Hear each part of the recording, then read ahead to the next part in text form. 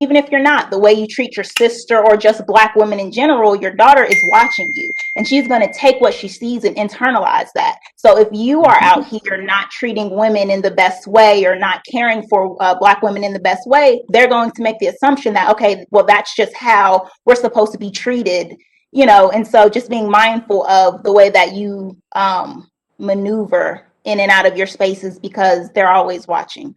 You know what? That is so true. I tell our brothers all the time, watch out for the player's curse.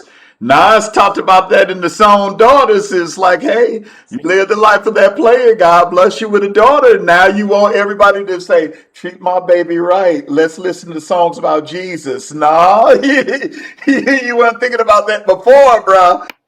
Somebody ought to clap your hands for the Lord. Now all of a sudden you want Jesus? What's up, young scholars? This the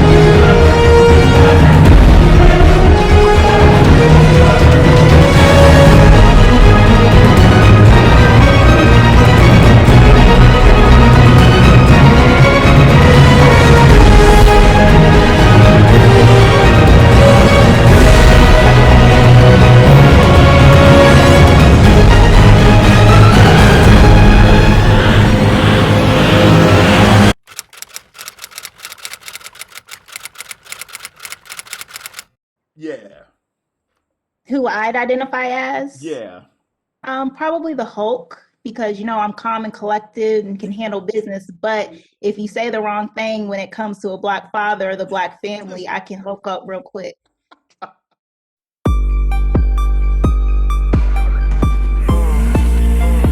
And one of the things that I know with your work is all about the fathers of daughters and also advocating for women empowerment. Why it's important for fathers, in particular fathers of daughters, to advocate for their daughters to have empowerment. Because it seems like it's a big push sometimes, especially when I'm in a barbershop. Oh, this feminism, this, and that. But I really feel like it's very important that our women, that our young ladies are empowered and feel encouraged and emboldened by men who will support as well. So just chime in like why Yeah, it's important. yeah, it definitely is important. And so the biggest point I think is like, by advocating for women's empowerment, fathers of daughters are also, they're not only advocating for their daughters' autonomy, their self-worth, and social change as it relates to the differential treatment based on somebody's gender. It's also an easy way for fathers to subconsciously support their daughters' social and emotional well-being, but at the same time, they're uplifting Black women in general. So it's twofold. And so I completely agree with you, and it's not something I take lightly. Yes, I definitely am a Black woman and I advocate for Black men, but also Black fathers, Black men in general.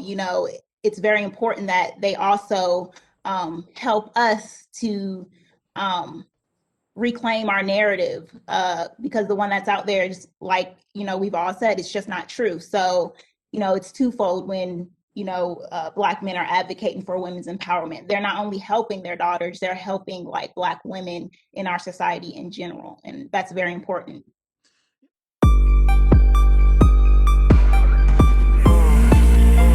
As dads, how can we be more supportive without basically being dominating or being in or feeling like we have to have control over our daughters? I think that's the main thing because I'm all for empowering and encouraging, but I know it's a slippery slope with doing that and then being dominating and trying to control who our daughters are. So, what advice would you have for to navigate that terrain?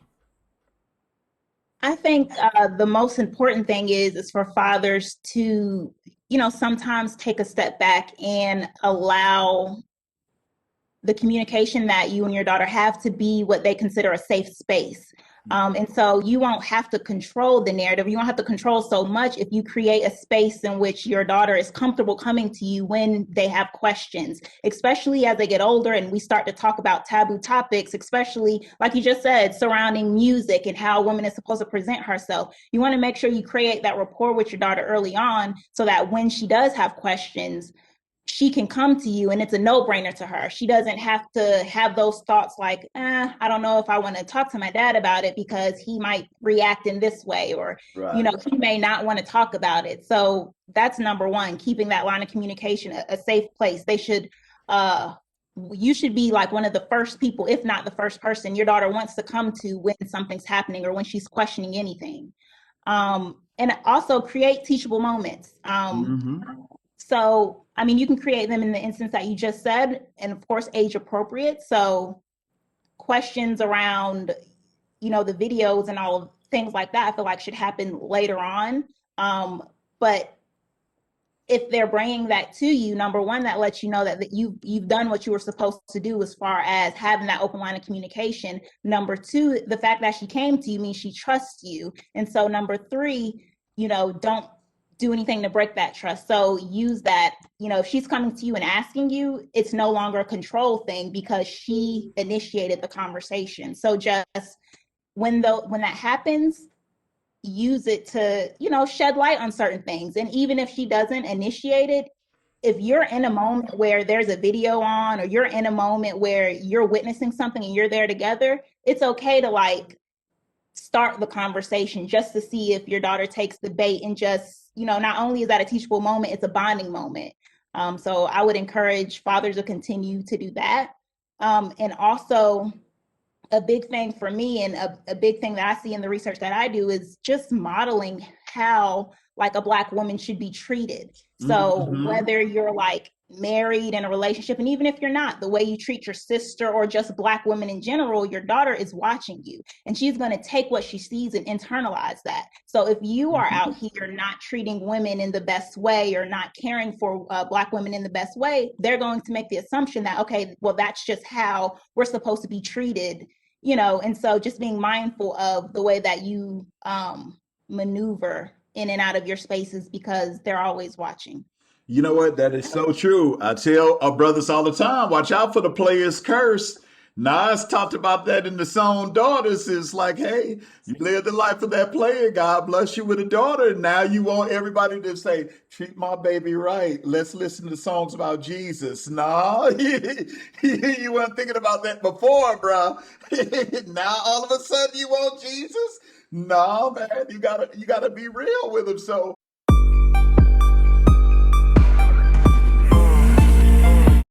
Shawnice, because Shawnice, you look like you still be into the club. You look like you still go to the club every once in a while. So I'm gonna have to go with you. Who is in your top five? I don't do the clubs. I don't do that. What? Yeah, not anymore. Um, I don't have a top five. But I do have like two that I would include with Dr. Lewis. I would include Missy Elliott, and just because I guess I would identify as newer school, I would include Drake because he really taps into people's emotions with his rhyme singing. He does both. So Yeah, not one of them. He doesn't do very well. You know, I don't know. Drake is just. Oh my god. I guess it could be some jealousy thing. My wife loves Drake, and she actually call him Drake cakes for whatever reason. I'm like, whatever. I'm like, this dude. It's like, come on, but I can see it, but.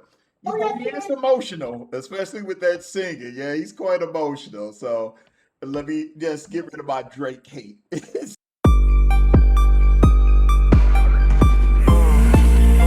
So I personally was intentionally seeking out individuals who were focused on Black fathers specifically, because in the space that I'm in, we may have people who do research on fathers, but it's very whitewashed. And so everything I've been hearing since, even when I did my master's, it's like the Black family is, we're like seen through this deficit lens, and then that trickles down into Black mothers and Black fathers. And even when we're studying Black children standalone, it's always comparing it against whiteness. And so the context around these numbers were always missing. And I feel like academia has kind of done Black families and Black fathers a disservice by not providing context to why certain numbers look the way they do. I feel like they've done us a disservice by not focusing on the strengths of Black families and Black fathers. And so, we have all these stereotypes about Black fathers, when in reality, that's just a very small percentage of Black fathers. No one wants to talk about the positive aspects or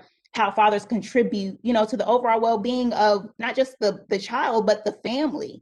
And so when I saw this on Twitter, I was like, wow, the irony of a bunch of Black women coming together to advocate and vouch on behalf of Black fathers, when the narrative that's out there is, Black men and Black women are pitting against each other. You Mm-hmm. have to, in order to raise up the Black man, you have to put down the Black woman, and vice versa. And so I like being part of a group where we're kind of going against that narrative. We are a group of Black women, and we support our Black men in their roles as fathers. And I'm grateful to be a part of that. And I want to be very loud and vocal about it. And I can do that here.